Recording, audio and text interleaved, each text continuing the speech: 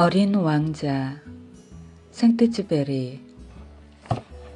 내가 6살 적에 한 번은 체험한 이야기라고 하는 처녀림에 대한 책에서 훌륭한 그림 하나를 보았다. 그것은 보아라는 구렁이가 맹수를 집어 삼키는 그림이었는데 그것을 옮겨 그리면 이렇다. 그 책에 이런 말이 있었다. 보아 구렁이는 먹이를 씹지 않고 통째로 집어 삼킨다. 그리고 나서는 꼼짝을 못하고 먹이가 소화되는 6달 동안 잠을 잔다. 그래서 나는 밀림에서 일어나는 일을 여러 가지로 곰곰이 생각해보고 나도 색연필을 가지고 첫 번 그림을 그리고야 말았다. 내 첫 번 그림, 그것은 이러했다. 나는 그림을 어른들에게 보이며 내 그림이 무서우냐고 물어보았다. 어른들은 왜 모자가 무섭겠어? 라고 대답했다. 내 그림은 모자가 아니고 보아구렁이가 코끼리를 사귀고 있는 것이었다. 그래서 어른들이 알아볼 수 있도록 보아구렁이의 속을 그려보였다. 어른들은 언제나 설명을 들려주어야 하는 것이다. 내 둘째 그림은 아래와 같았다. 어른들은 나보고 속이 보이고 안 보이고 하는 보아구렁이 그림은 집어치우고 차라리 지리, 역사, 산수, 문법에 취미를 붙이는 것이 좋을 게라고 했다. 이리에서 나는 6살 적에 훌륭한 화가로서의 장래를 버리게 되었다. 어른들은 혼자서는 아무것도 이해하지 못한다. 그러니 언제나 그분들에게 설명을 해준다는 것은 어린이들에게는 힘이 드는 노릇이다. 이리에서 나는 다른 직업을 골라 잡을 수밖에 없었다. 비행기 조종하는 것을 배웠다. 나는 전 세계를 닥치는 대로 날아다녔다. 지리가 내게 많은 도움이 된 것은 사실이다. 한번 척 보아서 중국과 아리조나를 구별할 수 있었으니까. 그것은 밤에 길을 잘못 들었을 적에 매우 유익한 것이었다. 이렇게 해서 나는 수많은 성실한 사람들과 많은 접촉을 가지게 되었다. 오랜 세월을 어른들 집에서 살며 아주 가까이서 그들을 보았다. 그렇다고 해서 그들을 더 낮게 생각하게 되지는 않았다.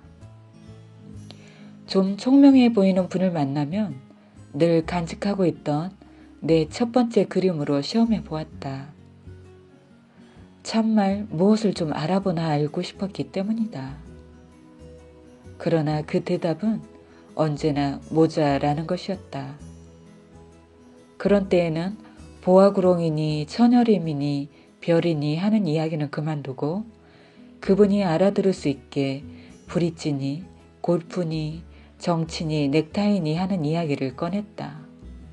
그러면 그 어른은 이렇게도 똑똑한 사람을 알게 된 것을 몹시 좋아했다.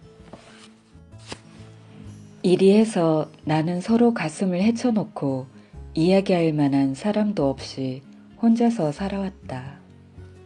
이것은 6년 전 사하라 사막에서 고장을 일으킨 때까지의 일이다. 기관에 무엇인가 결단한 것이 있었다. 그런데 정비사도 승객도 없었기 때문에 그 어려운 수선을 나 혼자서 해치워 보려고 작정했다. 내게 있어서 그것은 생사의 문제였다. 겨우 8해 동안 마실 물이 있을 뿐이었으니까. 그러니까 첫날 저녁 나는 사람 사는 곳에서 수말리 떨어진 모래밭에서 잠이 들게 되었다. 넓은 바다 한가운데에 뗏목을 타고 있는 파성객보다도 훨씬 더 외로운 신세였다. 그러니 해가 뜰 무렵에 이상한 조그만 목소리를 듣고 잠이 깨었을 적에 얼마나 놀랐겠느냐 말이다. 그 목소리는 이런 말이었다. 아저씨, 나 양 한 마리만 그려줘. 어? 나 양 한 마리만 그려줘. 나는 벼락이라도 맞은 것처럼 화다닥 일어섰다. 눈을 비비고 자세히 쳐다보았다. 나를 점잖게 살펴보고 있는 어린 친구가 보였다. 여기 있는 것이 내가 나중에 그린 그의 가장 근사한 초상화다. 물론 내 그림은 모델보다는 훨씬 덜 아름답다. 그러나 이것은 내 탓이 아니다. 6살 적에 어른들 때문에 화가로서 장래에 낙심이 되어서 속이 보이거나 안 보이거나 하는 보아구렁이밖에는 그림이라고는 도무지 배운 일이 없었으니까. 나는 눈이 휘둥그레져 가지고 이 헛개비를 쳐다보고 있었다. 내가 사람 사는 지방에서 수말리 떨어진 곳에 있었다는 것을 잊어서는 안 된다. 그런데 이 어린 친구는 길을 잘못 든 것 같지도 않았다. 몹시 고달프다든가, 몹시 시장하다든가, 목이 마르다든가, 무서워서 벌벌 떤다든가 하는 것 같지도 않았다. 사람 사는 곳에서 수말리 떨어진 사막 가운데서 길을 잃은 아이다운 빛이라고는 조금도 없었다. 이윽고 나는 말문이 열려 이렇게 말했다. 그런데 넌 거기서 뭐라고 있는 거냐? 그러니까 그 애는 무슨 아주 중대한 일이기나 한 것처럼 가만히 같은 말을 되뇌었다. 아저씨, 나 양 한 마리만 그려줘. 너무도 이상한 일을 당했을 때는 그것을 감히 거역하지 못하는 법이다. 사람 사는 곳에서 수말리 떨어지고 죽을 위험을 당하고 있는 자리에서 그것이 도무지 이치에 닿지 않은 것이라고 생각은 되었으나 주머니에서 종이 한 장과 만년필을 꺼냈다. 그러나 나는 특히 지리니 역사니 산수니 문법이니 하는 것을 힘들여 배운 일이 문득 생각나서 약간 성을 내며 그림을 그릴 줄 모른다고 말했다. 그는 이렇게 대답했다. 괜찮아. 나 양 한 마리만 그려줘. 나는 양을 그려본 일이 도무지 없었기 때문에 내가 그릴 줄 아는 2가지 그림 중에서 하나를 그려보았다. 속이 들여다 보이지 않는 보아구렁이 그림이었다. 그런데 그 어린 친구는 놀랍게도 이렇게 대답하는 것이었다. 아니야. 내가 언제 보아구렁이 뱃속에 들어있는 코끼리를 그려달랬어. 보아구렁이는 아주 위험한 거야. 그리고 코끼리는 아주 거추장스럽다고. 우리 집은 아주 조그마해. 난 꼭 양이 있어야겠어. 나 양 한 마리만 그려줘. 그래서 나는 양을 그렸다. 그랬더니 자세히 들여다보고 나서 한다는 소리가 틀렸어. 이건 벌써 병에 잔뜩 들었는데 다른 걸 하나 그려줘 하는 것이었다. 또 그렸다. 어린 친구는 할 수 없다는 듯이 생글 웃었다. 그러고 나서 다시 말했다. 이것 봐 아저씨. 그건 양이 아니고 염소인데 뿔이 있으니 말이야. 그래서 또다시 그렸다. 그러나 그것도 먼저 번 것들 모양으로 퇴박을 맞았다.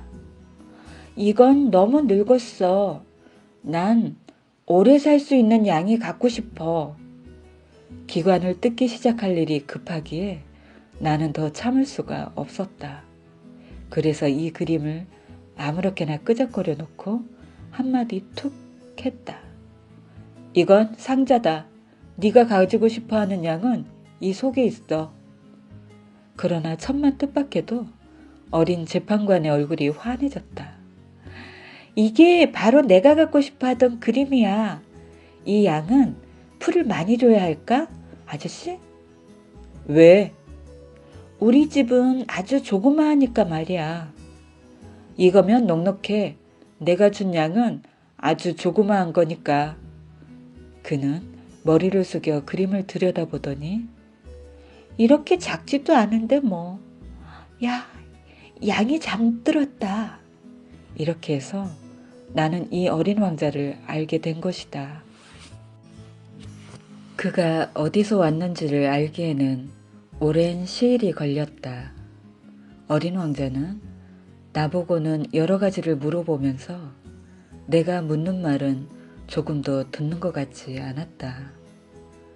우연히 하는 말로 차츰 모든 것을 알게 되었다.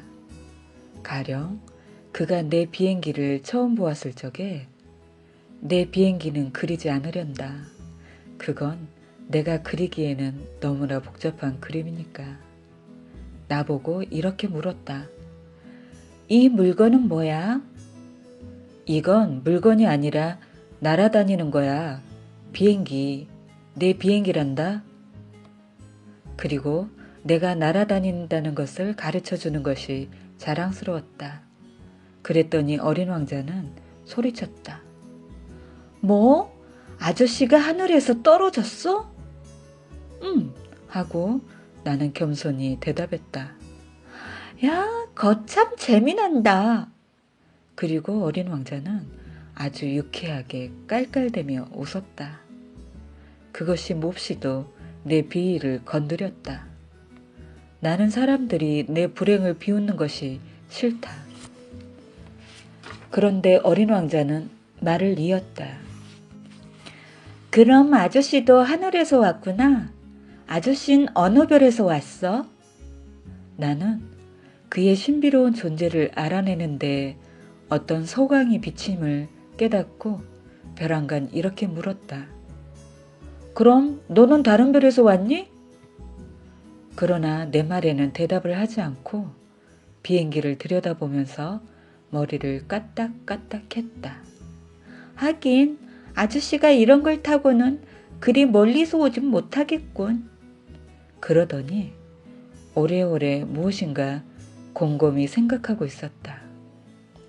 그리고 나서는 내가 그려준 양을 주머니에서 꺼내더니 그 보물을 열심히 들여다보고 있었다.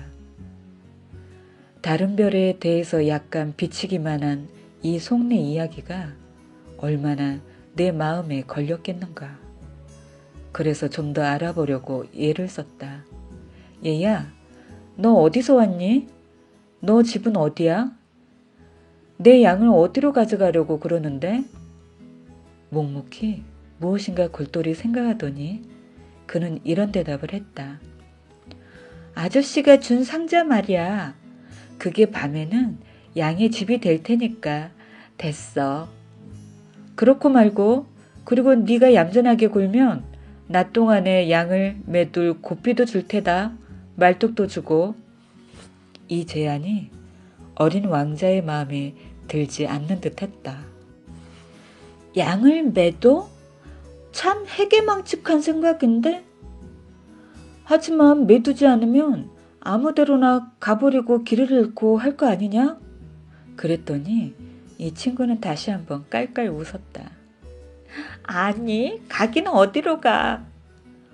어디로든지 곧장 앞으로. 그러니까 어린 왕자는 웃음을 거두고 말했다. 괜찮아. 우리 집은 워낙 작으니까.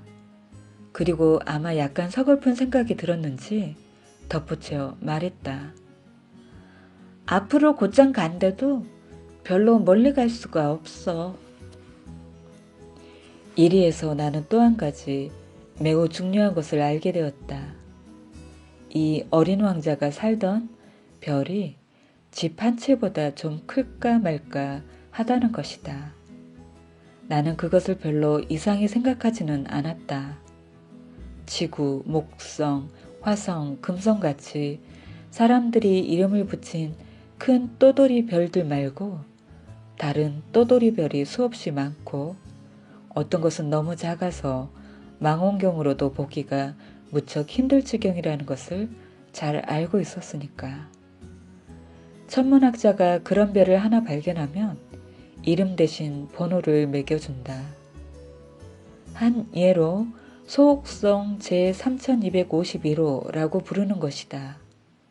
나는 어린 왕자가 살던 별이 소옥성 B612호라고 믿을 만한 상당한 이유가 있다. 이 소옥성은 1909년에 터키 천문학자가 망원경으로 한번 보았을 뿐이다. 이 천문학자는 그때 국제천문학회에서 자기 발견에 대한 굉장한 증명을 했었다. 그러나 그의 옷 때문에 아무도 그의 말을 믿지 않았다. 어른들은 이렇게 생겨먹었다. B612호 소옥성의 명성을 위해서는 다양한 일로 터키의 어떤 독재자가 자기 국민에게 양복 입기를 명하고 거역하는 자는 사형에 처한다고 했다. 이 천문학자는 1920년에 멋있는 양복을 입고 증명을 다시 했다. 그랬더니 이번에는 모두들 그의 말을 믿었다. B612호 소옥성에 대해서 이렇게 자세히 이야기하고 그 번호까지 일러준 것은 어른들 때문이다. 어른들은 숫자를 좋아한다. 어른들에게 새로 사귄 친구 이야기를 하면 그분들은 제일 중요한 것은 도무지 묻지 않는다. 그분들은 그 친구의 목소리가 어떠냐, 무슨 장난을 제일 좋아하느냐, 나비를 수집하느냐, 이렇게 말하는 일은 절대로 없다. 나이가 몇이냐, 형제가 몇이냐, 몸무게가 얼마냐, 그의 아버지가 얼마나 버느냐 하는 것이 그분들의 묻는 말이다. 그제서야 이 친구를 아는 줄로 생각한다. 만약 어른들에게 창틀에는 제라니움이 피어있고 지붕에는 비둘기들이 놀고 있는 고운 붉은 벽돌집을 보았다고 말하면 그분들은 이 집이 어떻게 생겼는지 생각해 내지를 못한다. 10억 원짜리 집을 보았다고 해야 한다. 그러면 야, 참 훌륭하구나 하고 부르짖는다. 이와 같이 어린 왕자가 몹시 예뻤고 웃었고 양을 가지고 싶어 했고 한 것이 그가 있은 증거가 된다. 누가 양을 가지고 싶어 하면 그것으로 그 사람이 있는 증거가 된다. 그 어른들에게 말하면 그분들은 어깨를 들먹이며 우리를 아이로 취급할 것이다. 그러나 그가 떠나온 별이 B612호 소옥성이라고 하면 그분들은 우리말을 알아들을 것이고 또 여러 가지 질문으로 귀찮게 굴지는 않을 것이다. 어른들은 그렇게 되어 있다. 그것을 가지고 그분들을 나쁘게 생각해서는 못 쓴다. 어린이들은 어른들에게 아주 너그러워야 한다. 그러나 인생을 이해하는 우리는 물론 번호 같은 건 대수롭게 여기지 않는다. 나는 이 이야기를 옛날 선녀 이야기 모양으로 시작하고 싶었었다. 이렇게 말하고 싶었다.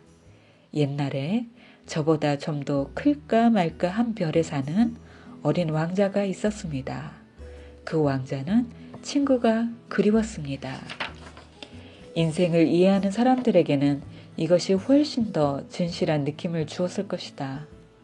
왜냐하면 나는 사람들이 이 책을 아무렇게나 읽어 치우는 것이 싫다. 이 추억을 이야기하자니 수많은 설움이 복받쳐 오른다. 내 친구가 양을 가지고 떠난 것이 벌써 6회가 된다. 지금 여기에다 그의 모습을 그려보려는 것이 그를 잊지 않기 위해서다. 친구를 잊는다는 것은 슬픈 일이니까. 누구나 다 친구를 가졌던 것도 아니다. 그리고 나도 숫자밖에는 흥미가 없는 어른들처럼 될 수도 있을 것이다. 내가 그림 물감 상자와 연필들을 산 것도 이 때문이다. 6살 적에 속이 들여다 보이고 안 보이고 하는 보아구렁이 말고 그림이라고 그려본 일이 없는 내가 이 나이에 그림을 다시 시작한다는 것은 힘이 드는 노릇이다. 물론 할 수 있는 대로 비슷한 초상을 그려보기는 하겠다. 그러나 꼭 성공하리라고는 생각지 않는다.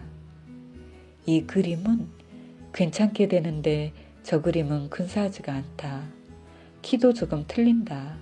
여기는 어린 왕자가 너무 크고 저기는 너무 작다. 또 옷 빛깔에 대해서도 망설여진다. 그래서 이렇게 저렇게 그럭저럭 더듬거려 본다. 끝으로 나는 더 중요한 어떤 부분을 잘못 그릴 것이다. 그러나 그것은 용서를 해주어야겠다. 내 친구가 도무지 설명을 해주지 않았으니 말이다. 아마 나도 자기 같은 줄로 생각한 모양이다. 그러나 나는 불행히도 상자 속에 들어있는 양을 꿰뚫어 보지는 못한다. 나도 조금은 어른들처럼 생긴 모양이다. 아마 늙었는가 보다. 나는 별이니 출발이니 여행이니 하는 데 대해서 매일 조금씩 알게 되었다. 이것은 아주 천천히 무엇을 곰곰이 생각하는 중에 우연히 알게 된 것이었다. 사흘째 되던 날 바오밥 나무의 비극을 알게 된 것도 이런 식으로 된 것이다. 이번에도 양의 덕택이었다. 왜냐하면 어린 왕자가 무슨 중대한 의문이나 생긴 듯이 갑자기 이런 말을 물었다. 양이 작은 나무를 먹는다는 게 참말이지? 참말이다. 야, 참 좋다. 양이 작은 나무를 먹는 것이 왜 그다지도 중요한 것인지 나는 이해하지 못했다. 그러나 어린 왕자는 말을 이었다. 그러니까 바오밥 나무도 먹지? 나는 바오밥 나무는 작은 나무가 아니라 성당만큼이나 큰 나무고, 그래서 그가 코끼리 한 떼를 몰고 간다 하더라도 그 코끼리 한 떼가 바오밥 나무 한 그루를 먹어 치우지 못하리라는 말을 어린 왕자에게 들려주었다. 코끼리 떼라는 말에 어린 왕자는 웃으며 그놈들을 모두 무등을 태워야 하게 했다. 그러나 영리하게 이런 말도 했다. 바오밥 나무도 크기 전엔 조그맣게 돋아나지? 맞았다. 그렇지만 어째서 너의 양이 작은 바오밥 나무를 먹었으면 하는 거냐? 아참! 하고 그는 말할 필요도 없다는 듯이 대답했다. 그래서 나 혼자 이 수수께끼를 푸느라고 여간만 정신의 노력이 들지 않았다. 과연 어린 왕자의 별에도 다른 별이나 마찬가지로 좋은 풀과 나쁜 풀이 있었다. 따라서 좋은 풀에 좋은 씨와 나쁜 풀에 나쁜 씨가 있었다. 그러나 씨는 보이지 않는다. 땅속에서 몰래 자고 있다가 그 중에 하나가 깨어날 생각이 든다. 그러면 기지개를 켜고 우선 아무 힘도 없는 예쁘고 조그만 싹을 해를 향해 조심조심 내민다. 무나 장미나무의 싹이라면 마음대로 자라게 버려둘 수가 있다. 그러나 나쁜 풀이라면 그것을 알아볼 수 있게 되자 곧 뽑아버려야 한다. 그런데 어린 왕자의 별에는 무서운 씨가 있었으니 그것은 바오밥 나무의 씨였다. 그 별의 땅이 바오밥 나무 씨투성이었다. 그런데 바오밥 나무는 자칫 늦게 손을 대면 영 없애버릴 수가 없게 된다. 그놈은 별 전체를 휩싸버리고 뿌리로 구멍을 파놓는다. 그리고 별이 너무 작고 바오밥 나무가 너무 많으면 별이 터지고 만다. 어린 왕자는 나중에 이런 말을 했다. 그건 규율 문제야. 아침 화장을 하고 나서 별 화장을 꼼꼼히 해줘야 돼. 장미나무와 구별할 수 있게 되면 곧 바오밥 나무를 뽑아버리도록 규칙적으로 힘써야 해. 아주 어릴 적에는 바오밥 나무와 장미나무가 몹시 비슷하니까. 그건 대단히 귀찮지만 매우 쉬운 일이기도 해. 그리고 하루는 날더러 고운 그림을 하나 정성껏 그려서 우리 땅에 사는 어린이들 머리에 이런 사정을 꽉 박아주도록 하라고 했다. 그 어린이들이 어느 때고 여행을 하면 소용이 될 거야. 저 할 일을 나중으로 미루는 게 괜찮을 때도 있지만 바오밥 나무의 경우에는 큰 사고야. 난 게으름뱅이가 사는 별을 하나 아는데 그 게으름뱅이가 작은 나무 셋을 허술히 넘겨버렸었어. 그래, 어린 왕자가 일러주는 대로 이 별을 그렸다. 나는 윤리 선생님 태를 부리기는 싫다. 그러나 바오밥 나무에 위험이 하도 알려져 있지 않고 또 길을 잘못 들어 어떤 소옥성에 발을 들여 놓을 사람이 크나큰 위험을 당하겠기에 한 번만 이 근신을 버리기로 한다. 어린이들아, 바오밥 나무를 조심하라. 내가 이 그림에 이렇게까지 정성을 들인 것은 나와 마찬가지로 오래전부터 알지 못하고 당하고 있는 위험을 내 친구들에게 알려주기 위해서다. 내가 준 교훈이 그만한 값어치는 있으니까 여러분은 아마 이런 생각을 하리라. 이 책에는 왜 바오밥 나무만큼 굉장한 다른 그림이 없을까? 그 대답은 지극히 간단하다. 그려보았지만 성공하지 못했다. 바오밥 나무를 그릴 적에는 위급하다는 생각에 사로잡혔던 것이다. 아, 어린 왕자, 나는 이렇게 해서 조금씩 너의 쓸쓸한 생활을 알게 되었다. 너는 해지는 고요한 풍경밖에는 오랫동안 오락이라는 게 없었지. 나는 넷째 날 아침 네가 이런 말을 했을 때 이 새로운 사실을 알았다. 나는 해지는 풍경이 좋아. 우리 해지는 풍경을 구경하러 가. 그렇지만 기다려야 한다. 뭘 기다려? 해가 지길 기다려야 한단 말이야. 처음에는 네가 몹시 이상해하는 눈치더니 나중에는 너 자신을 보고 웃었지. 너는 이런 말을 했지. 난 아직도 우리 집에 있는 줄 알았어. 과연 그렇다. 누구나 다 알다시피 미국이 오정인 때 프랑스에는 해가 진다. 해 지는 것을 보려면 1분 동안에 프랑스로 갈 수만 있으면 되는 것이다. 그런데 불행히도 프랑스는 너무 멀리 떨어져 있다. 그러나 그 조그만 너의 별에서는 의자를 몇 발자국만 물려놓으면 그만이었지. 그래서 네가 보고 싶어 올 때마다 해지는 풍경을 구경할 수가 있었지. 하루는 해가 지는 걸 43번 구경했어. 그리고 조금 있다가 다시 말을 이어 아저씨, 몹시 쓸쓸할 적엔 해지는 걸 구경하고 싶어져. 그럼 43번 구경하던 날은 그렇게도 쓸쓸하더냐? 그러나 어린 왕자는 대답이 없었다. 닷새째 되던 날 역시 양의 덕택으로 어린 왕자의 다음과 같은 생활의 비밀을 알게 되었다. 그는 오랫동안 속으로 생각하던 문제의 결과인 양 밑도 끝도 없이 갑자기 이런 말을 물었다. 양이 말이야, 작은 나무를 먹으면 꽃도 먹을 테지? 양은 닥치는 대로 뭐든지 먹는단다. 가시가 돋친 꽃도 먹어? 그럼 가시 돋친 꽃도 먹고 말고? 그럼 가시는 무슨 소용이 있어? 나는 그것을 알지 못했었다. 그때는 기관에 너무 꼭 박힌 볼트를 빼보려고 한참 골몰한 중이었다. 기계 고장이 매우 중요한 것 같이 생각되기 때문에 또 물이 얼마 남지 않아서 최악의 경우를 당할 염려가 있었기 때문에 나는 무척 걱정이 되던 참이었다. 가시는 무슨 소용이야? 어린 왕자는 한 번 물어보면 영 그대로 지나치는 일이 없었다.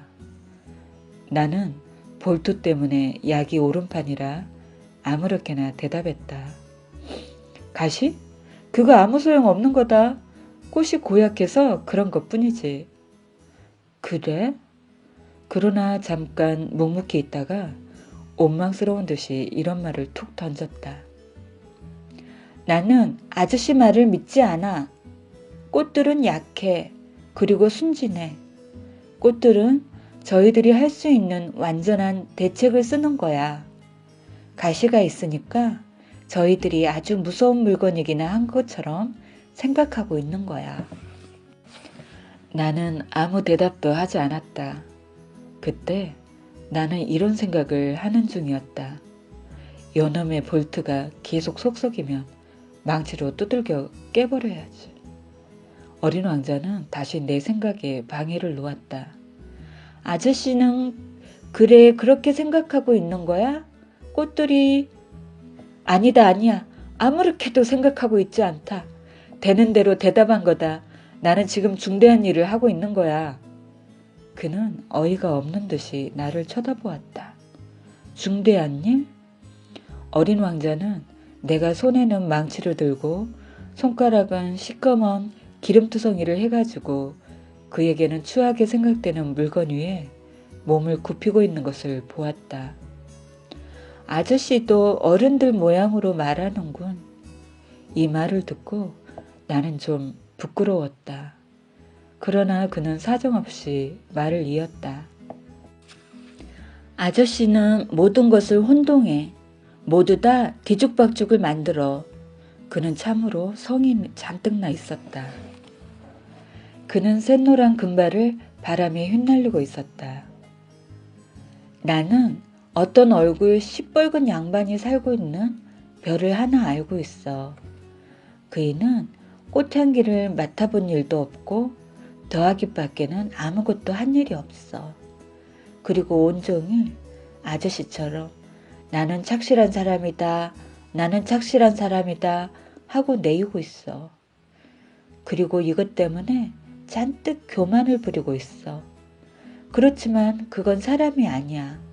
버섯이야. 뭐라고? 버섯이란 말이야. 수백만 년 전부터 꽃은 가시를 만들고 있어. 그렇지만 양들이 꽃을 먹는 것도 수백만 년째야. 그러면 어째서 아무 소용도 없는 가시를 만드느라 고생을 하는지 알아보려고 하는 게 중대한 일이 아니겠어? 꽃과 양의 전쟁은 큰일이 아니야? 이게 시뻘건 뚱뚱보 양반의 더하기보다 더 중대하고 중요한 일이 아니겠어? 그리고 말이야, 만약에 내 별 말고 다른 데는 아무 데도 없는 이 세상에 단 하나밖에 없는 꽃을 내가 알고 있는데 어린 양이 제가 하는 일이 무언지도 모르고 어느 날 아침 요렇게 단번에 없애버릴 수가 있다면 그게 어떻게 중대한 일이 아니란 말이야. 어린 왕자는 얼굴을 붉히고 나서 다시 말을 이었다. 누가 수백만 개, 수천만 개 별 중에 하나밖에 없는 꽃을 사랑하고 있으면 별들만 쳐다봐도 행복한 거야. 속으로 저기 어디에 내 꽃이 있겠지 하고 생각할 수 있거든. 그렇지만 양이 그 꽃을 먹어봐. 이건 그에게는 모든 별들이 갑자기 빛을 잃은 거나 마찬가지야. 근데 이게 중대한 일이 아니란 말이야? 그는 말을 잇지 못하고 갑자기 흐느껴 울기 시작했다. 해는 이미 진 뒤였다. 내 손에는 연장이 쥐어져 있지 않았다. 나는 망치며 볼트며 갈증이며 죽음을 우습게 생각하고 있었다. 어떤 별, 어떤 떠돌이 별, 내 별, 즉 지구 위에는 내가 위로해 주어야 할 어린 왕자가 있는 것이다. 나는 그를 품에 안고 흔들어주며 말했다. 네가 사랑하는 꽃은 위험을 당하고 있지 않아. 너의 양에다가 굴레를 그려주마. 내 꽃에는 갑옷을 그려주고 또 무슨 말을 해야 할지 알 수가 없었다. 내가 무척 서투르다는 느낌이 들었다. 어떻게 해야 그의 마음을 감동시키고 어딜 가야 그의 마음을 도로 붙잡을 수 있을지 알 수 없었다. 눈물의 나라란 그다지도 신비로운 것이다. 나는 이내 그 꽃에 대한 것을 좀 더 잘 알게 되었다. 어린 왕자의 별에는 전부터 꽃잎이 한 겹만 있는 아주 소박한 꽃들이 있었는데 그 꽃들은 별로 자리도 차지하지 않고 누구를 귀찮게 구는 일도 없었다. 하루아침 풀 속에 나타났다가는 저녁에 지고 하는 것이었다. 그러나 이 꽃은 어디서 불러왔는지 모를 시에서 어느 날 싹을 틔웠는데 다른 싹과는 같지 않은 이 싹을 어린 왕자는 무척 주의해서 살펴보았다. 바오밥 나무의 새 종류일지도 몰랐다. 그런데 어린 나무가 이내 자라기를 멈추고 꽃봉오리가 생기기 시작했다. 굉장한 꽃봉오리가 맺는 것을 본 어린 왕자는 거기에서 어떤 기적적인 것이 나타나리라고 생각했다.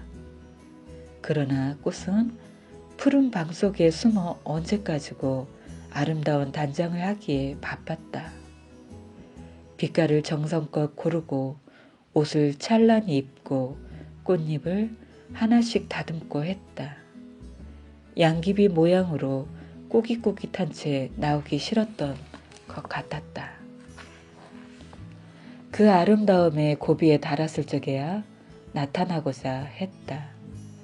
그러나 무척 태를 부리는 꽃이었다. 그 신비로운 단장이 그러니까 며칠이고 계속 되었다. 그러더니 어떤 날 아침 바로 해가 돋을 무렵에 활짝 피어났다. 그런데 그렇게도 맺고 끊는 듯이 치장을 하고 난 꽃이건만 하품을 하며 이런 말을 했다. 이제야 겨우 잠이 깼습니다.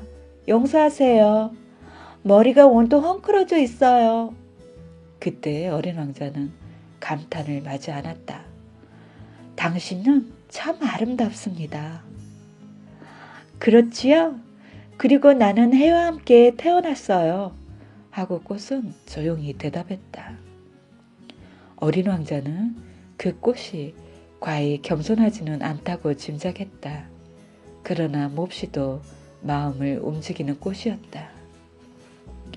조금 있다가 꽃이 말을 이었다. 지금이 아마 아침 식사 시간이지요. 내 생각을 좀 해주시겠어요? 어린 왕자는 무척 어리둥절해서 찬물 한 통을 갖다 꽃에게 뿌려주었다. 그리하여 이 꽃은 약간 수줍은 허영심으로 이내 어린 왕자의 마음을 괴롭혔다. 가령 어떤 날 제가 가지고 있는 가시 4개 이야기를 하며 어린 왕자에게 이런 말을 한 것 따위가 그것이다. 호랑이들이 발톱을 내밀고 오겠으면 오라고 해요. 우리 별에는 호랑이가 없어요. 그리고 호랑이는 풀을 먹지 않아요. 하고 어린 왕자가 대꾸했다. 그러니까 꽃은 상냥스럽게 나는 풀이 아니에요.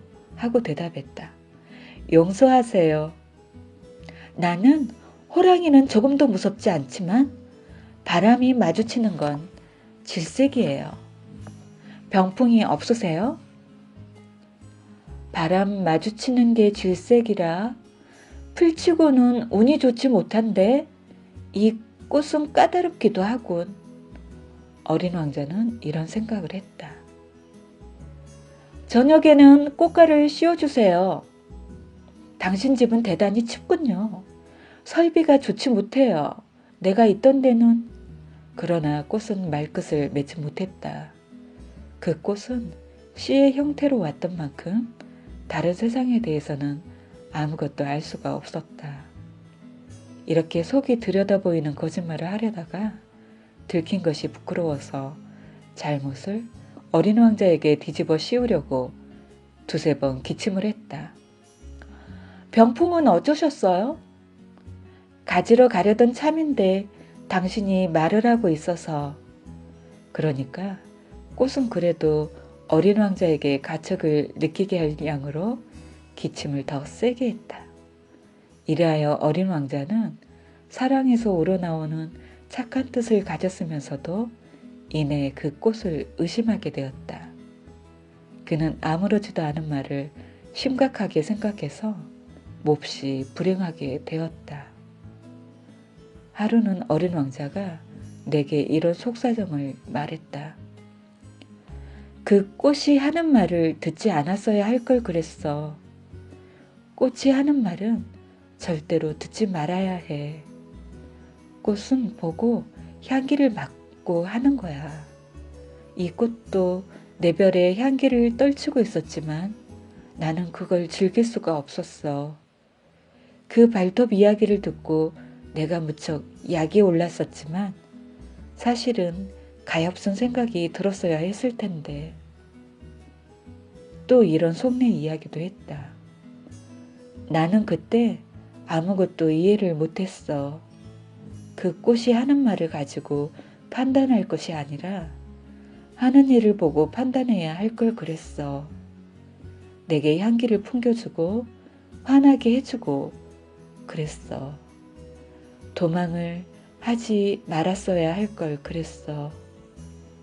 그 오죽잦은 꽤 뒤에 애정이 숨어 있는 걸 눈치챘어야 하는 건데. 꽃들은 서로 어긋나는 말을 잘하니까. 그렇지만 나는 너무 어려서 꽃을 사랑할 줄 몰랐어.